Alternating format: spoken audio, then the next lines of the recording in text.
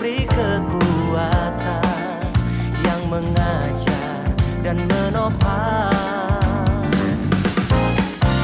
Tiada lelah bekerja bersamamu Tuhan, yang selalu mencukupkan atas segalanya.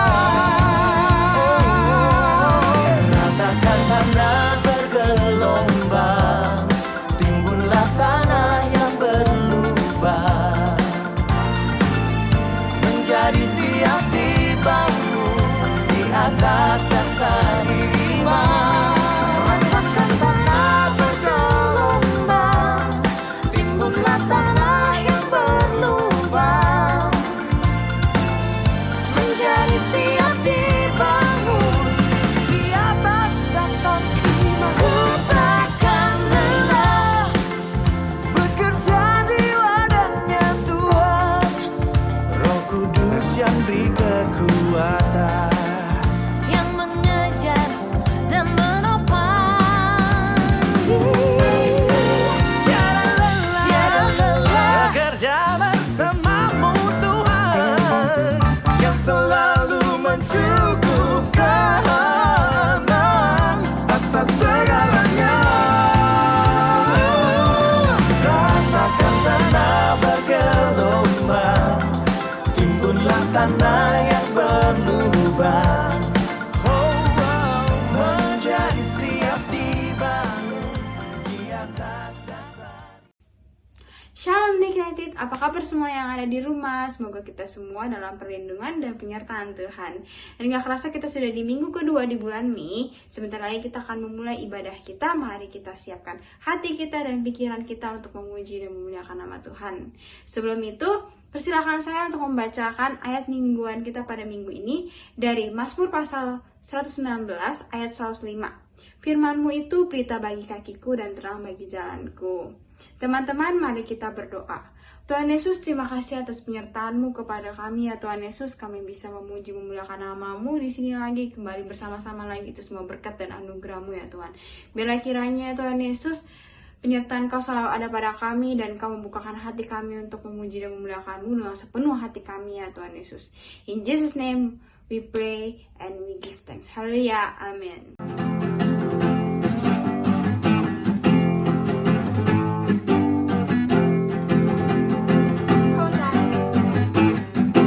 Tua bebas terlepas, kuasa malah terhempas.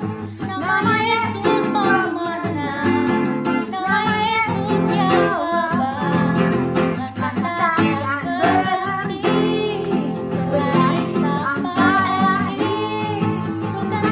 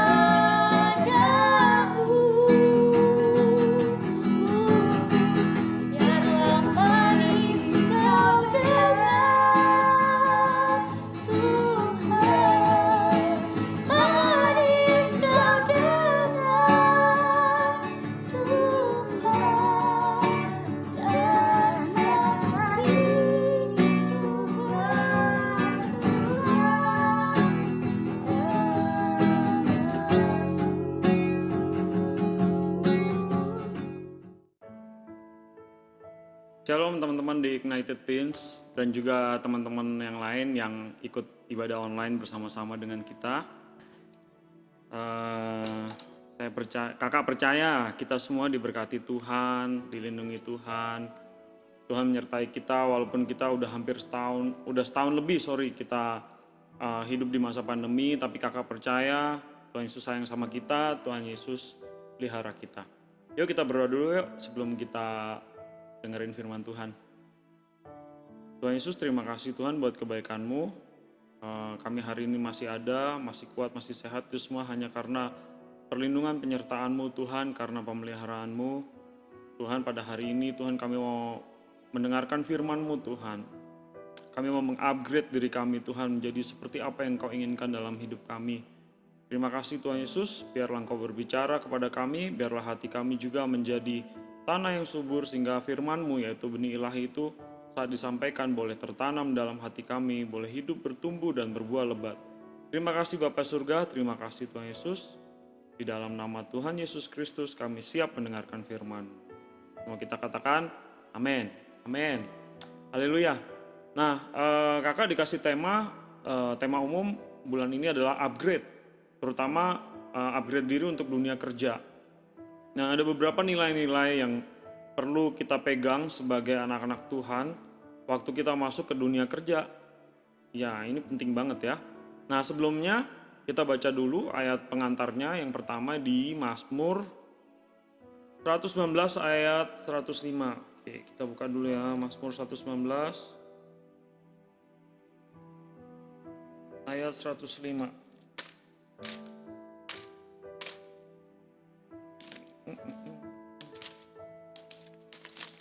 Oke, ayatnya singkat aja. Begini firman Tuhan.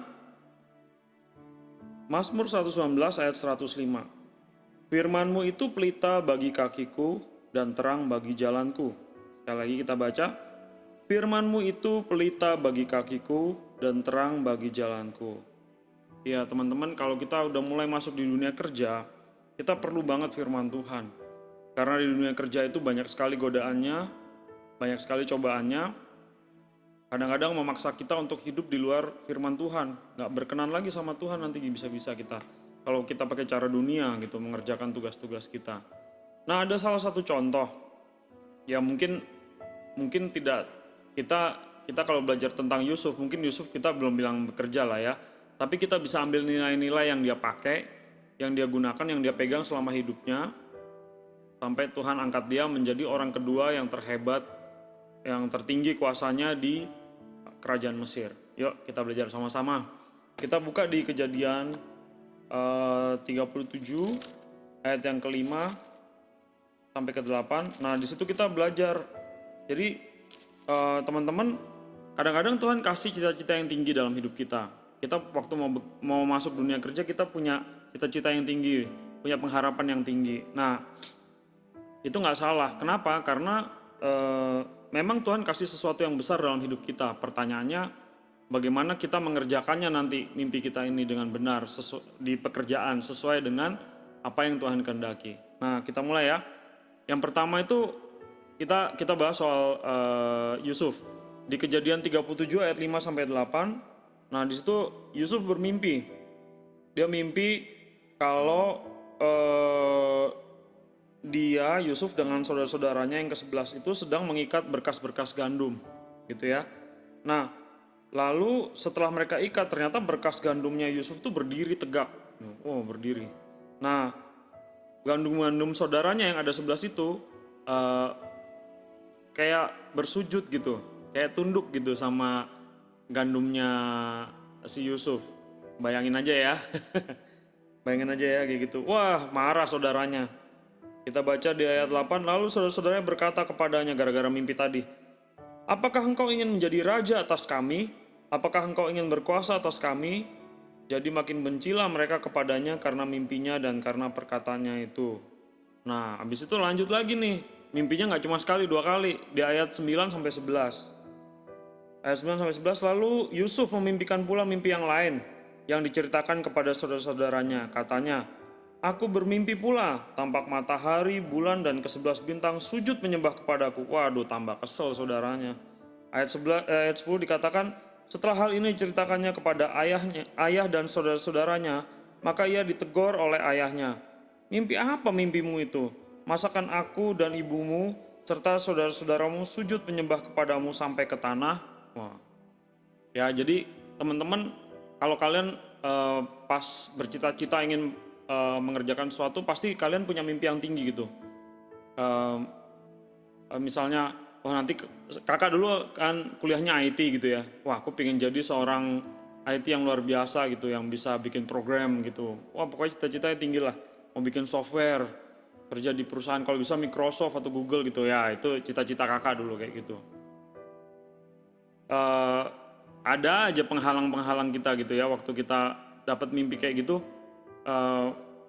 Tapi kita dari keluarga susah, kayaknya nggak mungkin kerja di perusahaan gede gitu ya, kayaknya nggak bisa deh gitu. Banyak yang hal-hal yang membuat malah kita jadi malas untuk upgrade diri. Nah, itu yang harus kita lawan ya gitu.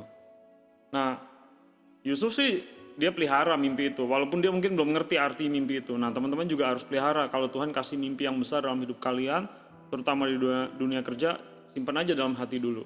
Kita nggak tahu gimana caranya Tuhan menyatakan mimpi kita itu. Tapi nggak apa-apa, simpan aja dulu dalam hati gitu ya. Kakak juga suka jadi pemusik. Jadi ada dua hal yang kakak suka waktu kuliah itu. Kakak suka bermusik dan kakak suka hal-hal yang berhubungan dengan komputer. Lalu di ayat 18 sampai 29, kakak nggak bacain semua, ini panjang banget. Intinya adalah terjadi perubahan nasib pada Yusuf.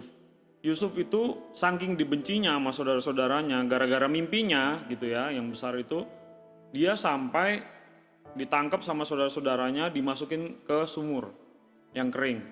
Terus bajunya di jubah yang dari orang tuanya, jubah yang bagus itu diambil, dan ujung-ujungnya adalah jeleknya saudara-saudaranya. Benar-benar aku nggak ngerti nih, bisa punya saudara kayak gini nih gimana ceritanya, kakak nggak ngerti banget. Itu jubah dirobek, disiram pakai darah domba, mereka ambil domba satu, disiram pakai darah domba. Jadi mereka mau bikin cerita sama papa mamanya, sama Yakub, kalau Yusuf itu diterkam sama binatang buas gitu. Padahal Yusufnya habis diangkat dari sungai yang kering tadi, terus dijual. Bayangin, saudara sendiri dijual. Ya, kita hidup di dunia yang sampai sekarang kejadian seperti itu masih ada gitu. Mungkin modelnya nggak sama kayak waktu itu masukin sumur, enggak. Tapi model sekarang mungkin lebih aneh lagi, lebih jahat lagi. Kita hidup di dunia yang seperti itu. Jadi kita harus terus berjaga-jaga ya teman-teman semua. Nah, sedih ya, Yusuf dijual ke orang Mesir. Setelah dijual, terus diceritakan berita palsu sama papanya kalau dia sudah mati dimakan binatang buas katanya. Sambil ditunjukin jubah yang udah dikenain darah domba tadi itu. Nah, lalu Yusuf ceritanya dibawa ke Mesir. Sampai di Mesir, ternyata dia bekerja sama pegawai istana yang namanya Potifar, gitu ya. Nah, di sini mulai ada hal-hal yang luar biasa terjadi dalam hidup Yusuf. Kakak berdoa hal ini juga terjadi sama kalian. Di Kejadian 39 ayat 2 sampai 6, kita baca ya. Kejadian 39. Nah, ini keren nih. Yusuf di rumah Potifar. Adapun Yusuf telah dibawa ke Mesir, dan Potifar, seorang Mesir pegawai istana Firaun, kepala pengawal raja, membeli dia dari tangan orang-orang Ismail yang telah membawa dia ke situ. Ayat 2 ini keren. Tetapi Tuhan menyertai Yusuf, sehingga ia menjadi seorang yang selalu berhasil dalam pekerjaannya. Wow, siapa tuh yang gak mau kayak gitu? Berhasil dalam segala pekerjaannya. Sehingga ia menjadi seorang yang selalu berhasil dalam segala pekerjaannya. Maka tinggallah ia di rumah tuannya, orang Mesir itu. Setelah dilihat oleh tuannya bahwa Yusuf disertai Tuhan, dan bahwa Tuhan membuat berhasil segala sesuatu yang dikerjakannya, maka Yusuf mendapat kasih tuannya, dan ia boleh melayani Potifar. Kepada Yusuf diberikan kuasa atas rumahnya, dan segala miliknya diserahkannya pada kekuasaan Yusuf. Wow, keren banget. Dari budak, kerjaannya bagus karena disertai Tuhan, sampai diangkat sama Potifar jadi kepala urusan rumah tangga istilahnya kayak gitu ya. Kepala urusan rumah tangga, semuanya Yusuf kamu aja yang urus gitu. Wih keren banget kan. Pokoknya aku nggak mau tahu, semua beresin aja nih rumah, ternak, pertanian kamu yang beresin. Saya cuma ngurus masalah makanan aja, makanan saya sendiri gitu kata Potifar. Keren banget dah. Ya, tadi dibilang di ayat 4, maka Yusuf mendapat kasih tuannya dan ia boleh melayani dia. Kepada Yusuf diberikannya kuasa atas rumahnya. Wow, dan segala miliknya diserahkannya pada kekuasaan Yusuf. Sejak ia memberikan kuasa dalam rumahnya dan atas segala miliknya kepada Yusuf, perhatikan nih kata-kata ini, Tuhan memberkati rumah orang Mesir itu karena Yusuf, sehingga berkat Tuhan ada atas segala miliknya. Wow, baik yang di rumah maupun yang di ladang. Segala miliknya diserahkannya pada kekuasaan Yusuf, dan dengan bantuan Yusuf ia tidak usah lagi mengatur apa-apapun selain dari makanannya sendiri. Keren banget ya. Yusuf itu walaupun dia statusnya budak, tapi karena Tuhan menyertai dia, Tuhan mengasihi dia. Ini kuncinya ya teman-teman. Kalau Tuhan menyertai kita, Tuhan mengasihi kita, kita juga hidup sungguh-sungguh di dalam Tuhan. Tuhan membuat berhasil apapun yang kita kerjakan. Meskipun dalam kondisi statusnya Yusuf itu budak. Nah kita enggak lah ya, kita mungkin enggak hidup di zaman perbudakan. Tapi kalau kita bekerja mungkin dengan atasan yang kurang menyenangkan mungkin ya. Atasan yang tidak enak buat kita. Tapi kita bekerja dengan baik dan kita minta hikmat Tuhan. Kita hidup benar di dalam Tuhan. Perhatikan, Tuhan menyertai kalian semua. Tuhan menyertai kalian adik-adikku. Dan Tuhan akan membuat berhasil apapun yang kalian kerjakan. Yusuf contohnya. Amin. Kakak berdoa itu terjadi sama kalian. Wah, posisinya udah bagus nih Yusuf. Tapi ternyata proses Tuhan belum selesai sama dia. Apa yang terjadi?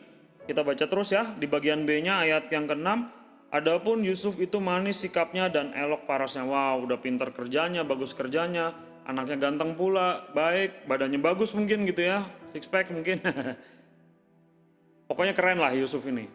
Gitu ya. Masalah baru timbul.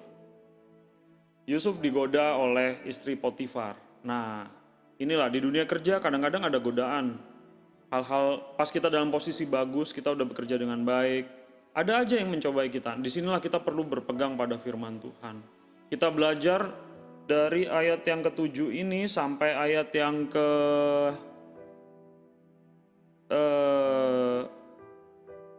berapa ya? Sampai ayat yang ke-20. Di situ kakak singkat aja ya. Di situ Yusuf digoda. Setiap hari digodain sama istrinya Potifar. Setiap hari digodain. Ya nggak usah lah aku tiruin ya. Pokoknya intinya pasti istrinya Potifar ini cantik banget lah. Namanya istrinya pegawai istana kan. Digodain terus Yusufnya. Ayo Yusuf, yuk kita pacaran yuk. Kita pacaran gitu. Yuk kita berdua-duaan gitu yuk. Diajakin pacaran gitu. Nah di dunia kerja zaman sekarang hal-hal seperti ini masih terjadi. Di sini kita anak-anak Tuhan perlu berjaga-jaga sesuai firman Tuhan. Kita harus jaga hidup kita tetap kudus di hadapan Tuhan. Nah, perhatikan kata-kata ini. Si Yusuf apa yang dia bikin? Oh, ini dia bilang nih.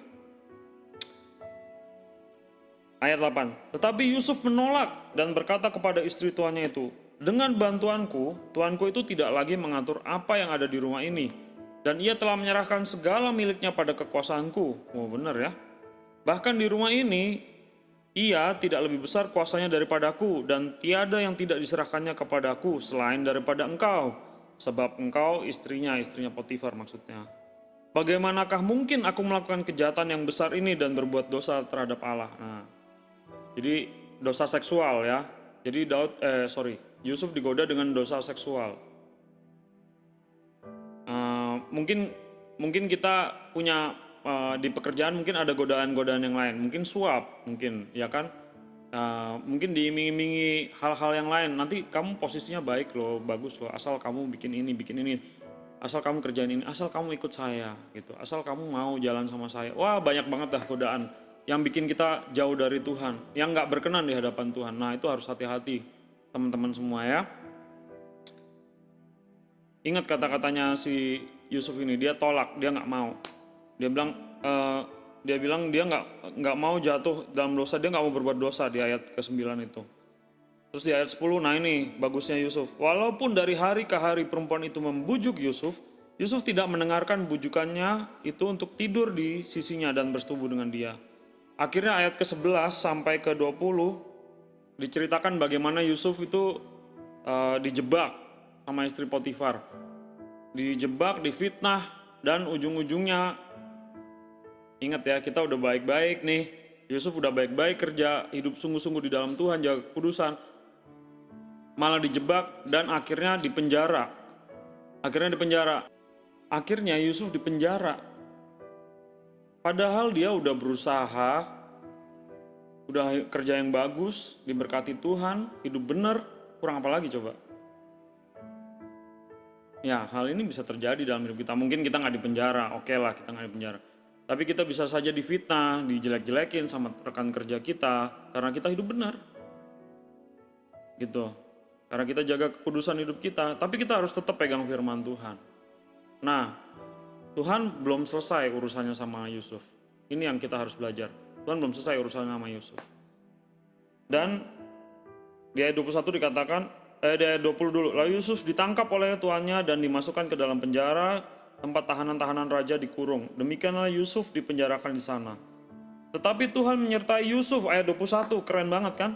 Tetapi Tuhan menyertai Yusuf dan melimpahkan kasih setianya kepadanya dan membuat Yusuf kesayangan bagi kepala penjara itu.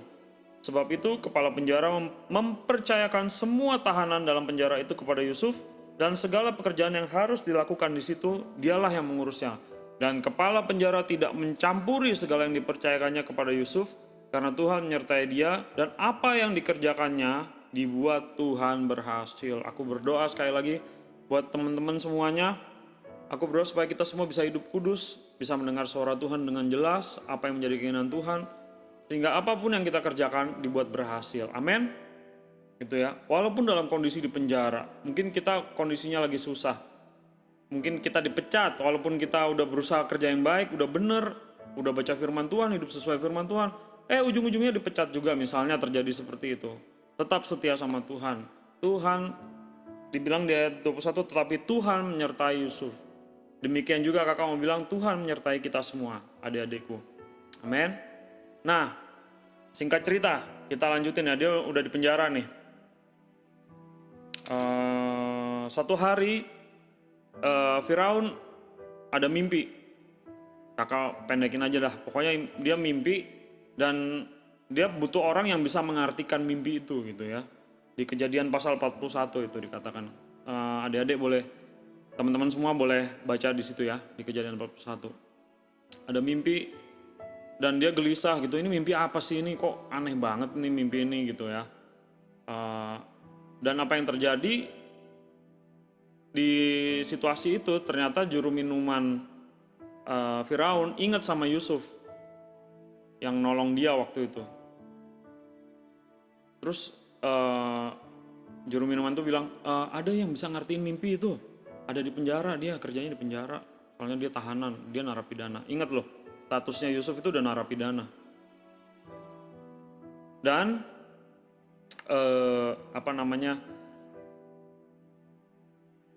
Yusuf itu akhirnya dipanggil ketemu sama Firaun. Terus dan Firaun cerita semua mimpinya.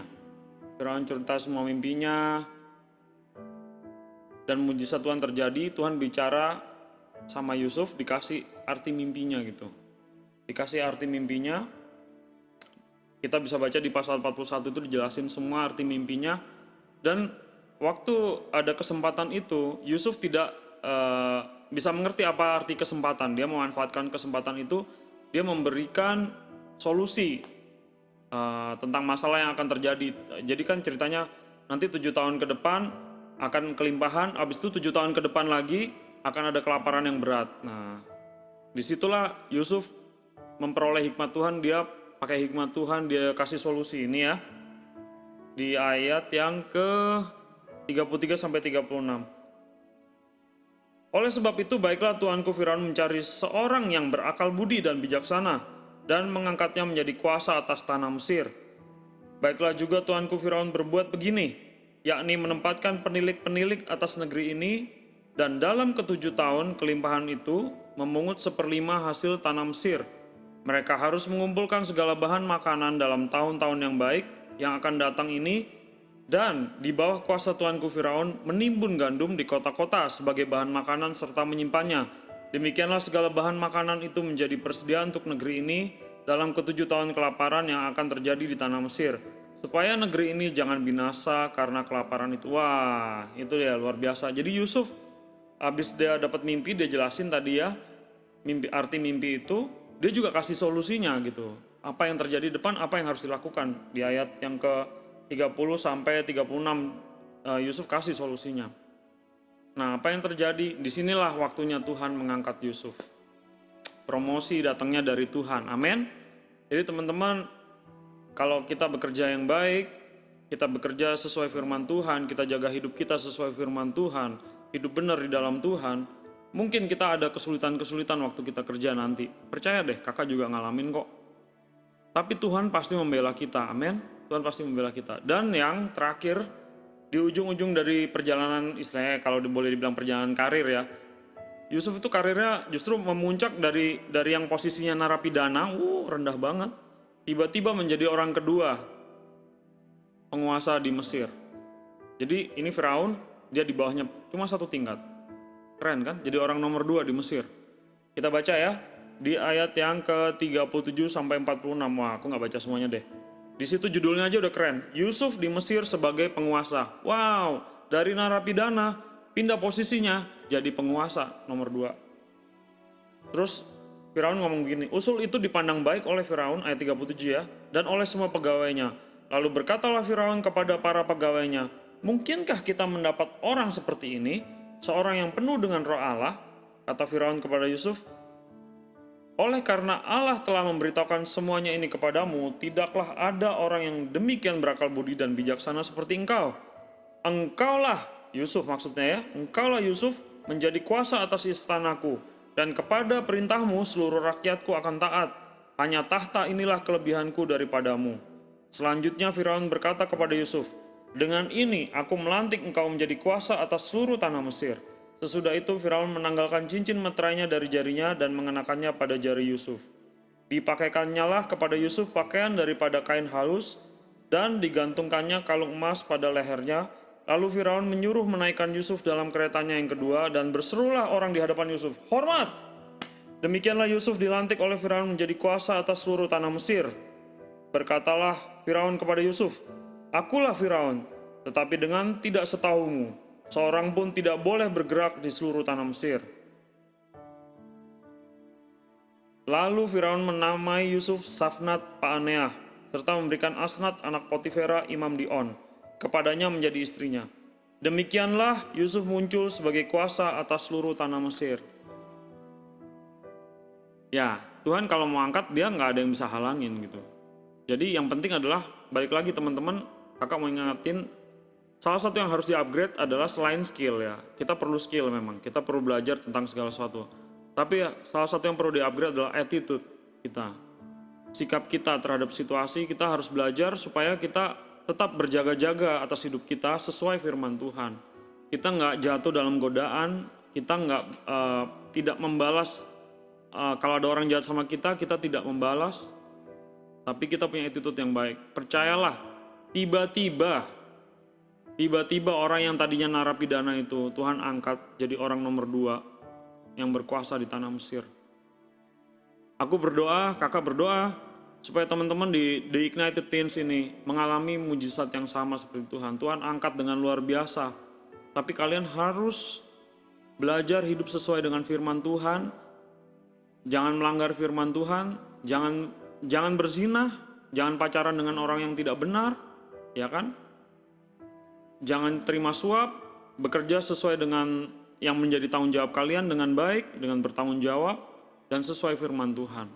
Kakak percaya, apapun yang kalian kerjakan, Tuhan pasti memberkati dan membuat berhasil. Kakak berdoa, apa yang sudah disampaikan lewat firman Tuhan ini menjadi teladan buat kita semua. Mari kita berdoa. Bapa di surga, terima kasih Tuhan Yesus, kami mengucap syukur untuk firman-Mu yang sudah disampaikan. Terima kasih Tuhan untuk teladan-Mu dari anak-Mu Yusuf Tuhan, yang dia setia Tuhan, dia tidak membalas kejahatan saudara-saudaranya, dia tidak membalas kejahatan tuannya, istri Potifar, dan bahkan dia tetap setia dalam engkau menjaga hidupnya tetap kudus, bekerja dengan baik, sehingga engkau menyertai dia, memberkati segala pekerjaannya, engkau menyertai dia dan membuatnya berhasil dalam segala sesuatu yang dia kerjakan. Bahkan pada saat dia berstatus narapidana, engkau memberikan kesempatan, bahkan mengangkat dia menjadi orang nomor 2 yang posisinya tinggi di tanah Mesir. Tuhan, aku berdoa Tuhan buat semua adik-adikku Tuhan, biar mereka ya Tuhan yang dalam posisi sedang kuliah ataupun mencari pekerjaan ataupun yang sedang bekerja, biar mereka Tuhan tetap hidup dalam kekudusan Tuhan, hidup takut akan Engkau, hidup berpegang pada firman Tuhan, hidup sesuai dengan firman Tuhan.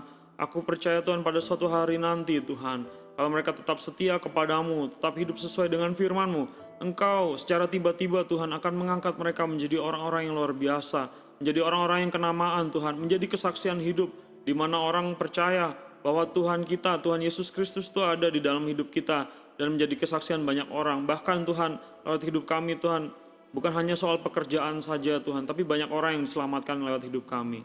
Terima kasih Bapak Surga, terima kasih Tuhan Yesus, hamba-Mu sudah selesai menyampaikan firman Tuhan. Biarlah firman Tuhan yang kami sudah dengarkan, sudah di-sharingkan ini Tuhan, boleh tertanam dalam hati kami dan menjadi berkat buat kami semua. Terima kasih Bapak Surga, terima kasih Tuhan Yesus, di dalam nama-Mu, Tuhan Yesus Kristus kami berdoa dan mengucap syukur. Haleluya, amin. Tuhan Yesus memberkati. Sebelum kita berpisah satu dengan lainnya, mari kita angkat kedua belah tangan kita dan siap terima berkat dari Tuhan. Tuhan memberkati engkau dan melindungi engkau. Tuhan menyinari engkau dengan wajahnya dan memberi engkau kasih karunia. Tuhan menghadapkan wajahnya kepadamu dan memberi engkau damai sejahtera. Kiranya berkat Allah Abraham, Allah Ishak dan Allah Yakub turun ke atas kita semua mulai hari ini sampai Tuhan Yesus datang yang kedua kalinya. Semua yang percaya dan beriman bersama katakan, amin. Happy Sunday, Tuhan Yesus memberkati kita semua.